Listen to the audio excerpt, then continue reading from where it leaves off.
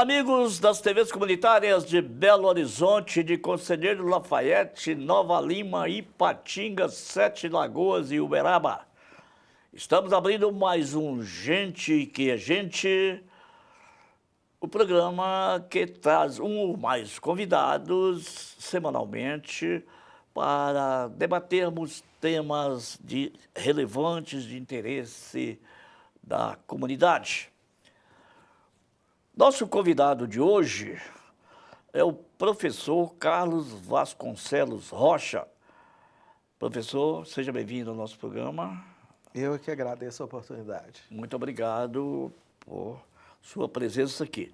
O professor Carlos Vasconcelos Rocha é pesquisador do setor de pós-graduação em Ciências Sociais, mestrado, doutorado da PUC Minas, conquistou o título de mestre em Ciência Política na UFMG e depois pela Unicamp, Universidade Federal de Campinas.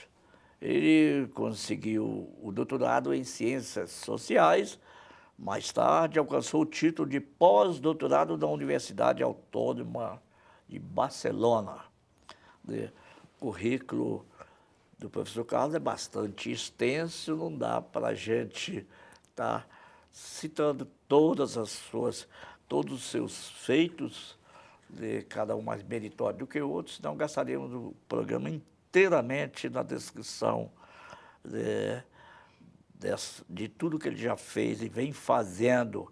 Nós vamos começar com o professor Carlos Rocha, evidentemente, sobre a atual conjuntura política do Brasil.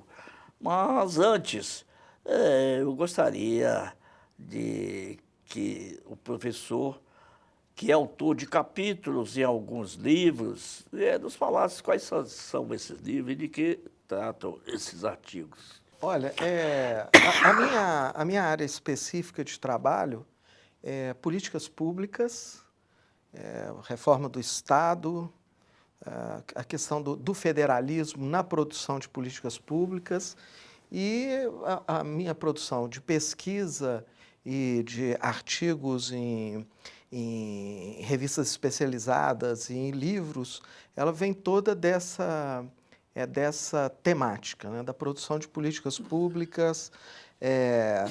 Eu estudei reforma na área de educação, eu estudei reforma na área de saúde, eu fiz também um estudo de comparação da estrutura institucional do Brasil e da Espanha, né, do nosso federalismo com o que eles chamam do Estado Autonômico Espanhol, que é um federalismo também.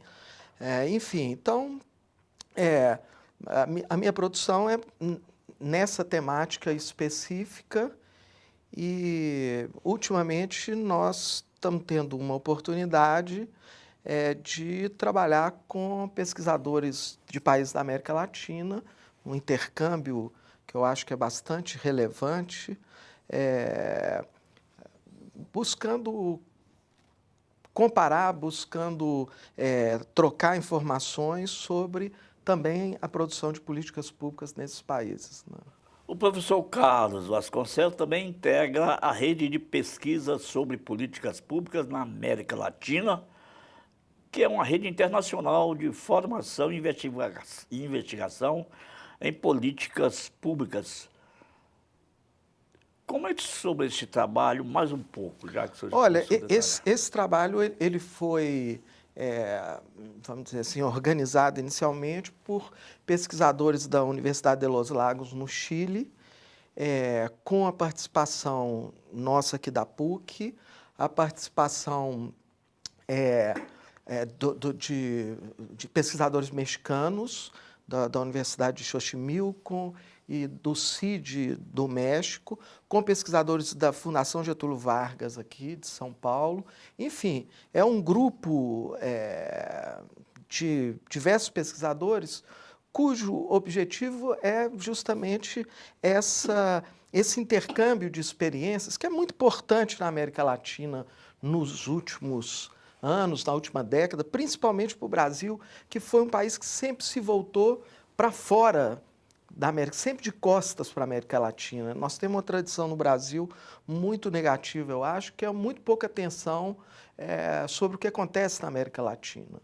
E isso não é algo que ocorre do nada, que na última década ou mais um pouco, houve um esforço de conectar pesquisadores da América Latina justamente pela estratégia do Brasil, né? Uma estratégia de dar mais atenção às relações com os países da América Latina, o Mercosul, né? Do Unasul. Então, é um pouco resultado dessa estratégia de política internacional e para a área acadêmica eu acho muito importantes, né? Os governos do ex-presidente Lula fizeram um esforço muito grande para essa integração da América Latina, do Mercosul e tal. Ao que parece, estão tentando acabar com isso. Ou, talvez, quem sabe esse golpe não seria para enfraquecer a liderança do Brasil, ou enfraquecer este grupo que era bastante forte. Bom, professor aqui que é membro participa de vários estudos de colaboração com outros estudiosos fora do Brasil. Dele nós vamos querer saber quais as repercussões que ocorrem diante desse tsunami que estamos vivendo politicamente. Professor, eu estou completando 50 anos de formado pela UFMG, exatamente esse ano. Formei em 66, fui vítima do golpe de 64, eu ainda era universitário, e como quase todos os universitários, todos nós tivemos nossas passagens pelas masmorras do DOPS, da ID4, fora daqui do DOI-CODI e tal. Quase todo mundo, quem não morreu, quem não teve que sair do país, passou por muitas torturas. Agora nós estamos vivenciando aquilo que eu tenho chamado aqui em meus programas de golpe, e que pelo menos 3 ministros do Supremo insistem em afirmar que não tem golpe no Brasil, que o impeachment não é golpe. Então, eu gostaria de, inicialmente, saber a opinião do senhor como cientista político, como estudioso, como é que o senhor classifica o que está acontecendo no Brasil? É golpe ou é um processo regular de impeachment? Olha, eu acho que com a gravação que vaza do Jucá e as gravações em geral, não somos nós que vamos dizer que não é ou não é golpe. Eles já falaram que é. Ou seja, os golpistas se autodenominaram golpistas. Então, isso eu acho que é o tipo da discussão que não tem cabimento. É golpe. É golpe, os golpistas se traíram, vazaram o que eles pensam que é golpe, eles sabem que é golpe, que eles armaram, e você vai no mundo como um todo, a opinião, desde de uma imprensa conservadora como The Economist, como The Guardian, como The New York Times, todo mundo sabe que é golpe. Essa conversa de tentar dar outro nome para o que aconteceu eu acho que não tem nem discussão mais. Já está... querer atingir a nossa inteligência, né? Porque é óbvio que é golpe. Se inicia um processo de afastamento de uma presidenta eleita democraticamente, com 54 milhões de votos, sem apontar um só crime, um crime de responsabilidade, um ato de corrupção, alegar que é pelo conjunto da obra. Que conjunto de obra? Para mim... Não existe isso, né? Nós estamos num presidencialismo. O presidencialismo, ele implica numa legitimação da chefe do Executivo, do presidente da República, e a única forma de julgar a performance, o que foi feito, são nas próximas eleições. Não tem conjunto, não existe conjunto da obra. Não se afasta nenhum presidente, de forma nenhum nenhuma. por fazer um bom governo ou um mau governo. De forma nenhuma. Se fosse assim, o Fernando Henrique não durava muito tempo no cargo dele, quando ele teve também uma aprovação péssima. Enfim, nós estamos no presidencialismo. O parlamentarismo é que tem mecanismos em que você vai auferindo ou pelo menos uma certa concepção sobre a performance do primeiro-ministro ao longo do tempo. Mas presidencial tem que ter crime. Alguém, nesses telefonemas que vazaram, estava reclamando do crime das pedaladas da Dilma. Isso não existe, ninguém nem fala mais nisso. É golpe, enfim, focinho de porco, rabo de porco é porco. Claro. Não tem discussão. Pedaladas, as que ela dava assim. Que diversas pessoas. Lá para Brasília, para manter a sua forma física, em cima de uma bike, de uma bicicleta, assim, essas pedaladas. Agora, se por pedaladas fiscais, chamadas pedaladas fiscais, que é sempre um jogo de contábil e tal, se por causa disso se pudesse afastar governantes, não sobraria um governo, nem governo estadual, nem municipal, porque todos, inclusive, que se puseram a favor, se colocaram a favor do impeachment da presidenta, praticaram esses atos. Exatamente. E se é um artifício que deva ser condenado,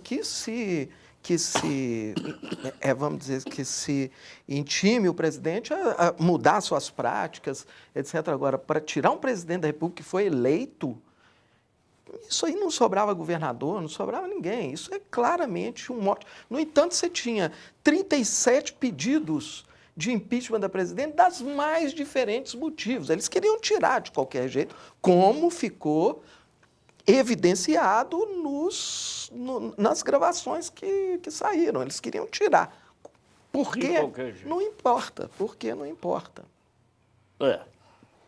Professor Carlos Vasconcelos Rocha, na sua visão, isto teria iniciado ou teria o prosseguimento que está tendo até agora sem a participação do órgão máximo da Justiça, seria o Supremo Tribunal Federal participar ativamente deste processo golpista? Ou quem, na sua visão, são os principais protagonistas deste golpe? Olha, eu acho que, em primeiro lugar, eu acho que um fator que é relevante é o contexto internacional e o papel dos Estados Unidos. Eu acho que isso aí não se pode minimizar esse fator. Os Estados Unidos, como o senhor viveu duramente ao longo da vida do senhor, os Estados Unidos eles tinham um processo de submeter a política, principalmente dos países latino-americanos, aos seus interesses através das Forças Armadas. Então, você tinha um monte de militares que vão estudar nas academias militares dos Estados Unidos, absorvem ideologicamente uma visão de mundo num contexto de Guerra Fria, e os 64 os militares entraram e acabaram com a brincadeira. Não é?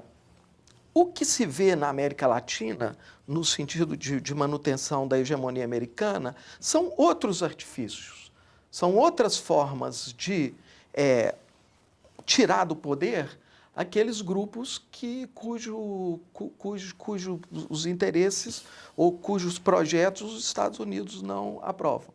E aí entra o judiciário, é muito importante, a imprensa, a manipulação das informações no sentido de mobilizar opinião pública em torno de determinadas questões e isso feito de forma profissional. Isso não é, vão fazer isso. Eles estudam isso, fazem de forma profissional. Não é coisa de amador. Não é coisa de amador de forma alguma. No entanto, hoje a gente pode ir pegando algumas evidências. No futuro essa história vai ser contada como foi contada de 64. Ou seja, os Estados Unidos estavam presentes, estava dentro, não é? Claro, mas estava assim, escancaradamente com os navios de guerra próximos aos nossos portos. E fazendo contato com políticos, Com todo pagando políticos e etc. Mas nós vamos fazer um rápido intervalo e já voltaremos conversando com o professor Carlos Vasconcelos Rocha. Um minuto só.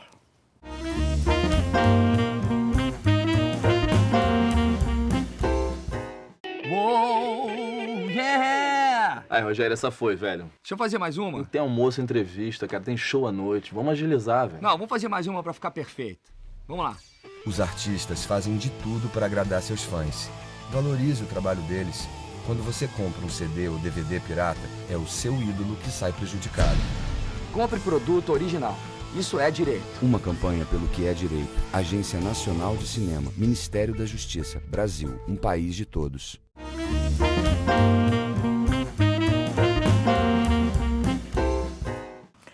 Retornamos com Gente que é Gente, conversando hoje com o professor Carlos Vasconcelos Rocha, que é pesquisador do setor de pós-graduação de Ciências Sociais, é mestre e doutor em Ciências Sociais, é cientista político, membro de grupos de estudo na América Latina. Professor, eu comentei há poucos dias em um programa que faço de que em 64 houve uma longa preparação.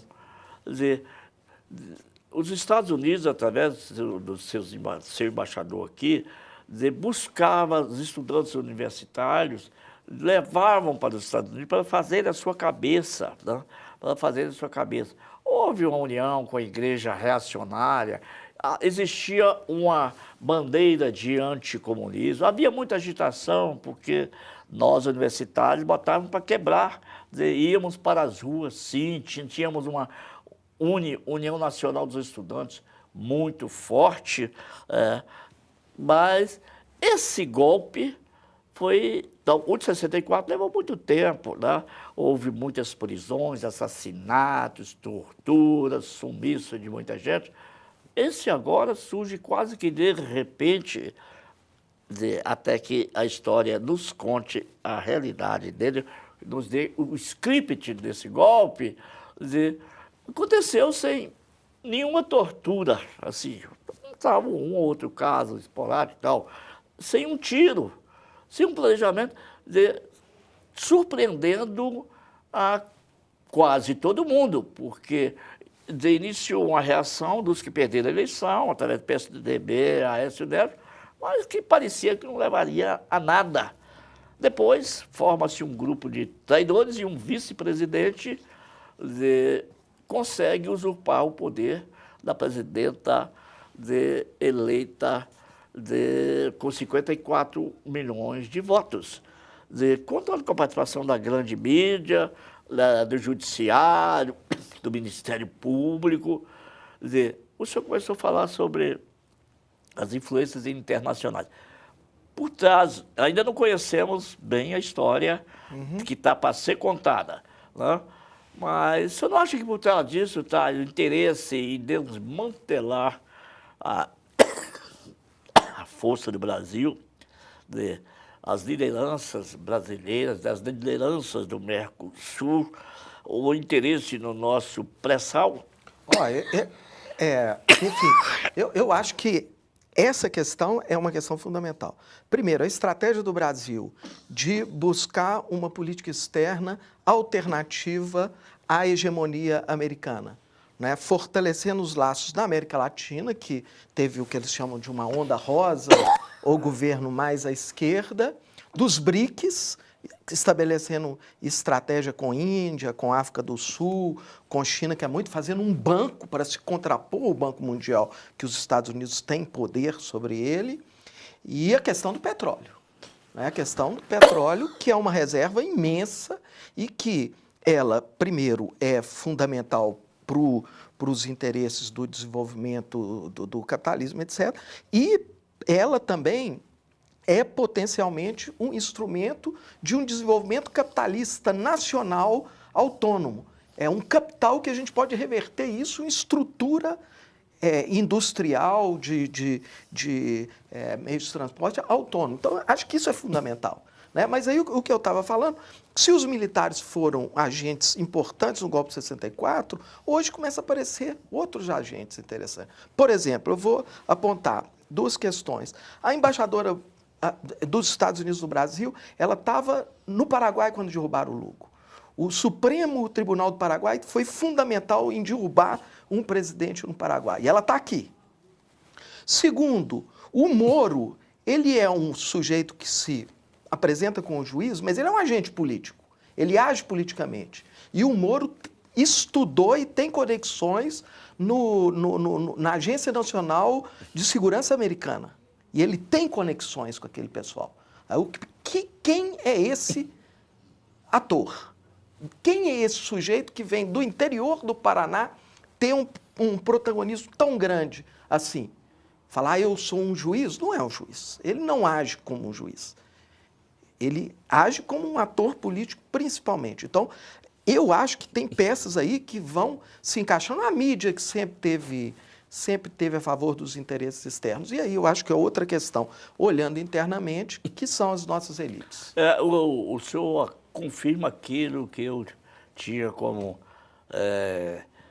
uma teoria minha, uma tese minha, uma especulação minha, de que, mesmo como juiz que sou, e comparando as decisões, as atitudes do Sérgio Moro, para mim é isso mesmo que o senhor falou. Ele não age como juiz.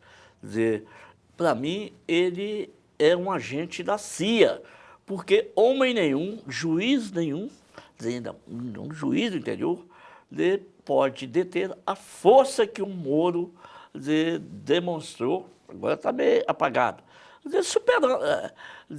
superando o próprio Supremo. Claro que ele tinha respaldo lá no Supremo.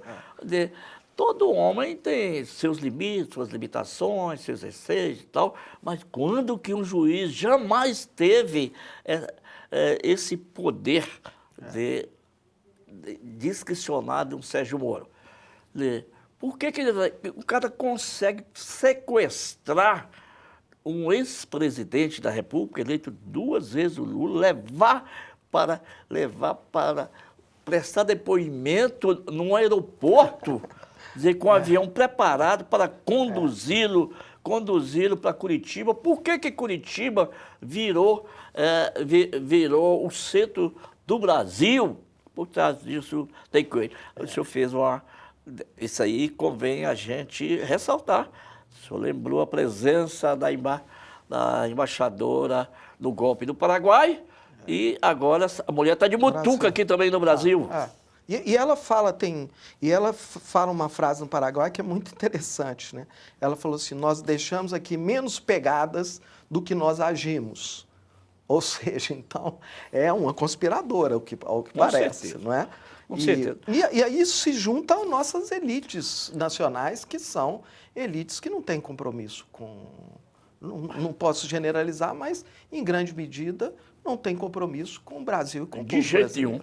Agora, então vamos nos ater às ações do presidente em exercício, do presidente provisório, do vice-presidente em exercício de um mandato usurpado da presidenta Dilma, do sinistro Michel Temer, traidor, que, para mim, revelou pouca inteligência, pouca competência em poucos dias de governo. Eu esperava que ele estivesse mais preparado, já que contava com o apoio do quase que total do Congresso, da Câmara dos Deputados, do Senado Federal, do Poder Judiciário, com tudo.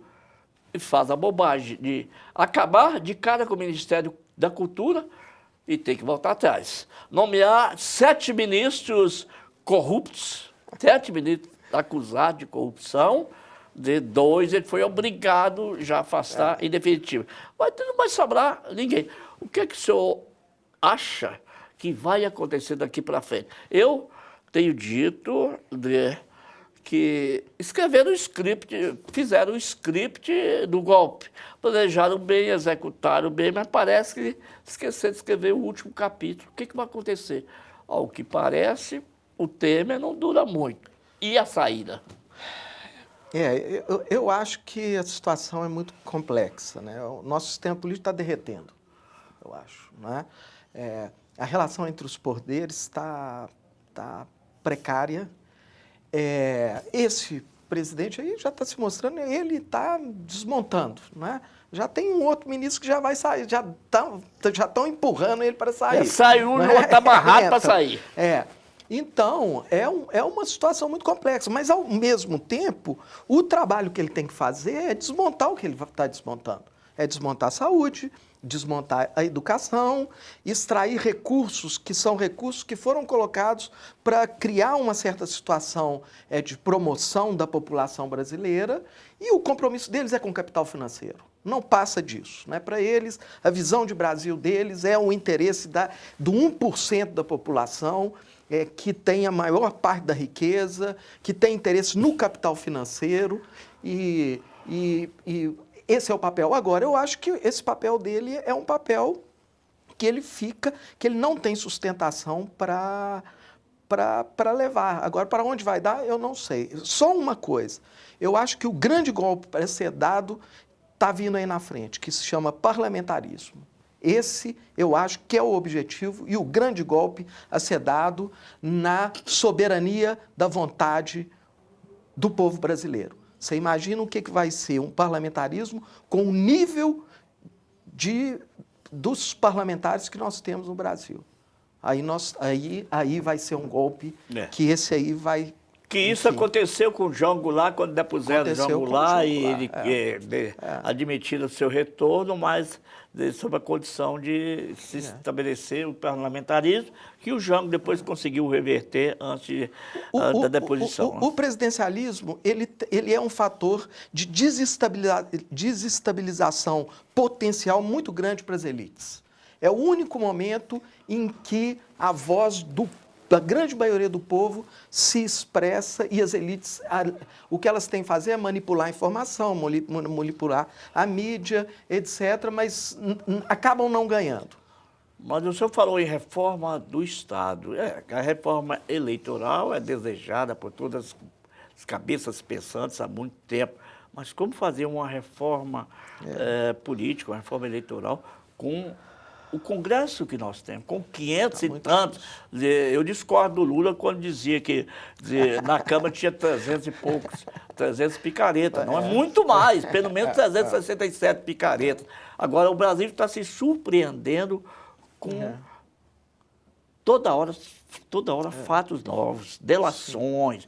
Parece que o pessoal até de uma burrice, porque se deixa gravar com a maior facilidade, porque todo mundo sabe que ali no shopping hoje existe uma caneta espião, um isqueiro espião, um óculos espião, todo mundo se deixa gravar, mas infelizmente nosso programa está terminando. Eu gostaria de saber da sua opinião a respeito dessa mudança de posição, pelo menos aparente, da grande mídia. Folha de São Paulo, que era sabidamente golpista, como a Rede Globo, sabidamente golpista, líder golpista das grandes mídias, de repente solta delações comprometedoras para Deus e o mundo, às vezes até para eles próprios. A Globo vai no mesmo diapasão e divulga tudo isso. Qual o interesse deles? É marketing ou mudaram realmente de posição? Já não estão satisfeitos com o Temer? Não, olha, esse pessoal é profissional. Mudar de posição, eles não mudaram, porque desde 64 eles fazem a mesma coisa. Então não vão mudar de posição mais. E depois pede desculpa, desculpa porque eu apoiei o regime. Não, eles não são democratas, eles são autoritários e agora eles são profissionais. Né? Uma coisa que eu vejo é que o Temer está na mão deles. A Globo mandou 2 ministros do Temer embora. A Globo mandou. Escreveu um editorial de tarde e falou, tira esse cara. Tirou o primeiro, tirou o segundo. A Folha de São Paulo, ela sempre teve essa estratégia. Ela faz o serviço sujo e depois dá uma refugada, finge que ela é independente, etc. Não é independente mesmo. Agora, eles são profissionais também. Né? Eles são profissionais. Eles estão como uma estratégia. Dá uma no cravo e outra na ferradura.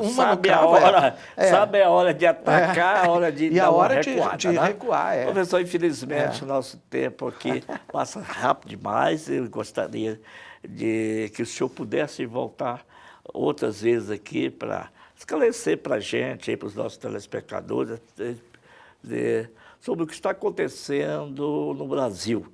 Por hora, nós temos que ficar por aqui. Eu agradeço a sua participação em nosso programa. Eu é que agradeço a oportunidade e, enfim, acho que é muito importante a gente ter programas em que informações alternativas à grande imprensa, elas possam ser veiculadas. Isso é que nos salva, eu acho. É o que está salvando, que pode ser a salvação do Brasil. É a internet, é a mídia alternativa, porque a opinião formada por Rede Globo, por Folha de São Paulo, pela grande mídia, essa é só contra o Brasil, infelizmente. Obrigado, professor. Obrigado, caros telespectadores de Conselheiro Lafayette, de Nova Lima, Ipatinga, Belo Horizonte, Sete Lagoas e Uberaba. E até a próxima.